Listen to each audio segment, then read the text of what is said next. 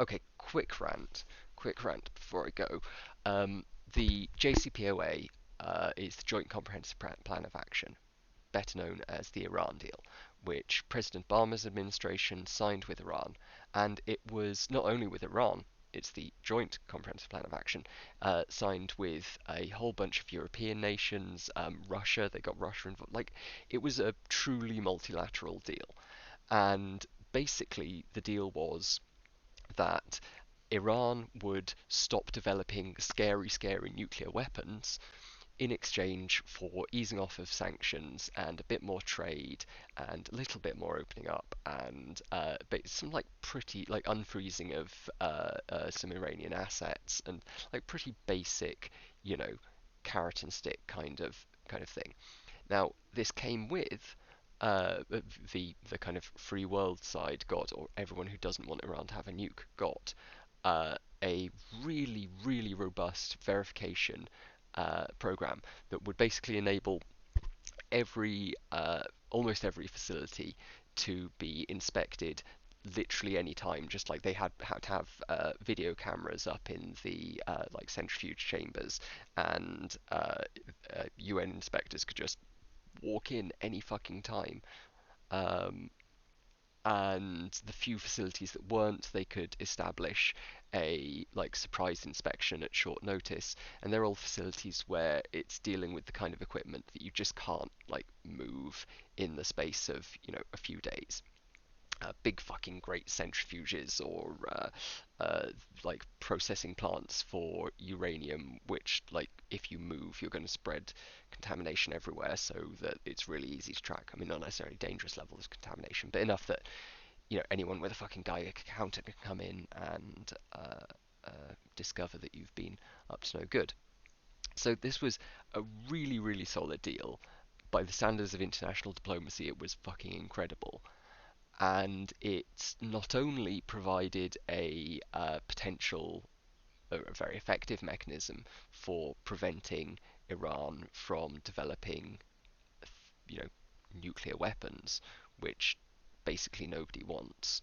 Not even the Iranian government, or a lot of sections of the Iranian government, don't actually want it that much. It's just that they've. I mean, it's a bunch of factors that I don't pretend to fully understand. I'm again not an expert on this. It's just such a fucking blindingly obviously good deal. Now, did it absolutely guarantee that Iran would never ever have nukes at any point in the future? No, of course not. It increased the time it would take them to make them if they stopped complying with the deal. But it was a huge upgrade over a situation where they could make them very, very quickly by just spinning up their centrifuges a bit more. And Trump just unilaterally pulls out of this, as far as I can tell, as far as anyone seems to be able to tell, mostly because it had Obama on the cover, you know, on the signature on the deal. And not only does this increase the risk of Iran getting nukes much sooner, but it also decreases the chance of Iran meaningfully engaging in the international community, because Iran's suffering a lot. The people are suffering considerably from the economic sanctions that are in place. And the whole point of the sanctions initially was to provide a carrot mechanism. You know, okay, we're going to fuck over your economy, but if you agree to these terms and, you know, reasonably start playing ball and stop like shitting the bed quite so much, then maybe we'll pull off some of the restrictions and your economy can open up a bit. That's what was happening, and arguably, and again, like the geopolitics of this is outside of my expertise, what limited expertise I have, but arguably was putting Iran in a place where there was greater likelihood of them like chilling out a little bit, moderating somewhat, joining the international community, trading, all the good stuff that like a you want out of a nation that's not going to just be pissing everyone off all the time. And you know, Iran, there's a lot of sort of perception that it's this like mud hut, you know, backwoods place. It's a developed country. Its GDP is one of the highest in the region, and like comparable to several like European nations. It's a proper country with a like fully functional military and like large bureaucratic government and everything. It just also happens to be a bit of a crazy theocracy.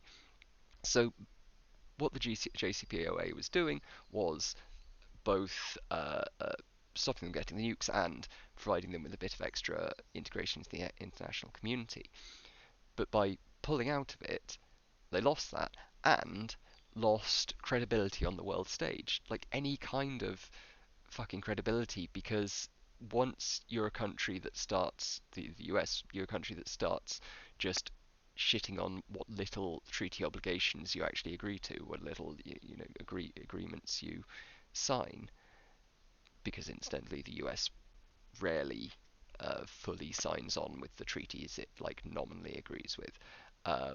Even the fucking war on drugs treaties that the Single Convention on Narcotics and so forth, which they push really hard and then don't fully ratify themselves. Um, but not only do you lose those like concrete goods, but you lose the public or the international confidence that your word as a country means anything. If Trump now wants to engage in a deal to establish, a trading bloc with, oh, he's not going to do that because he hates free trade, but uh, his USMCA deal, the replacement for NAFTA, it's basically the same thing as NAFTA. Next time he wants to, or the US in general want to implement a trade deal, what are the other partners going to think when the trade deals keep on getting switched on and off? NAFTA gets cancelled, they implement USMCA, the JCPOA gets switched off at the drop of a hat, and it's it's just completely irrational, because even if you don't like what the last guy did, unless it's literally about to, blow up your country or whatever, you kind of have to accept that part of the deal of, playing in the big table and being one of the big boys is that you have to keep your word, and you have to instill some level of confidence in other countries that are dealing with you. If you're a big box store, if you're a shop, and 1 in 3 times when people come into your store, you just throw their money in their face and like smash the product they were trying to buy and tell them to fuck off, then pretty soon people are going to stop coming to your store. And when there are other stores available, specifically China, who's getting very internationalist in their outreach in many ways, investing in the Belt and Road Initiative and spreading both infrastructure and culture throughout Africa and Middle East and so forth. They're more than happy to gobble up the United States position as world leader. And whatever you think about the US government, and I think many things about the US government, a lot of them not especially kind, compared to fucking China's authoritarian nightmare, it's not a choice I want to have to make. It's not a choice I want other countries to have to make, because it's a shitty choice, and it's one being forced by not just Trump, but this anti-internationalist, anti-globalist agenda. For everyone from the kind of, I was say the intellectuals, but these nativists, these fucking nationalists, don't really have a lot of intellectual backing. Like, some of them read Hans Hermann Hoppe or whatever, but beyond that, you've got a lot of commentators, and then it's just kind of a choice between how extreme you want your commentator. Do you want, Tucker Carlson, who's gonna claim he's just asking questions and so forth, while subtly introducing white nationalist talking points? Or do you want Alex Jones, who just, goes off the deep end, talks about the globalists taking our chemicals and making the frogs gay? Um, which is I probably blew out the levels, but which is fucking rich considering he peddles miracle pills from his snake oil shop. Um, anyway, my point was just that international treaties can be good sometimes, and specifically the JCPOA was helping. Oh, we've got this little spot of land here. Notice, like, it's quite well lit up. You know, it's not darkness like over here or over here or over here. Um, but you know, helping a country vaguely join the world stage and not become another like failed state or rogue power or continue being a bit of a nightmarish theocracy. Because when I said that Iran is, you know, developed and so forth, I don't want to give the impression that it's somehow wonderfully socially liberal, but it's perhaps part of this kind of concerning block of states that are powerful and capable but don't subscribe to liberal values.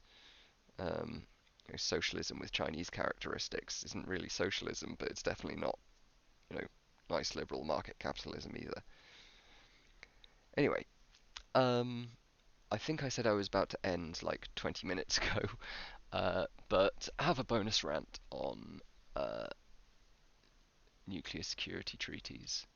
Oh, fucking cancelling New Start as well. Dear God. Like the Obama administration again was pretty good on dismantling the nuclear arsenals, uh, and since the Cold War, there's been a kind of constant push to gradually build, you know, draw down the huge stockpile of nukes that Russia and America has pointed at each other. But New Start was being negotiated by Obama, so it's got to go. Even though, you know, it's Trump's best friend Putin. Can't make a deal. It's a bad deal. So we've got, and of course the INF Treaty.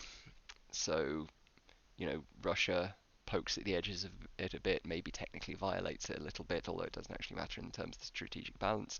So Trump throws it out whole cloth, and now we have nothing preventing the deployment of intermediate range nuclear forces. So, yay, we can get back to the you know 1960s 70s situation where Europe is pockmarked with missile sites. I mean, not that Europe will cooperate with them much anymore, but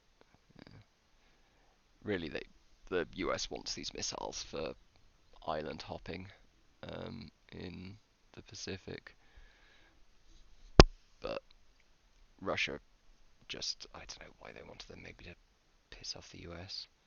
Um, like I say, I'm not an expert in these issues. I just know a bit about nukes. Anyway, right, I'm actually going to bugger off now.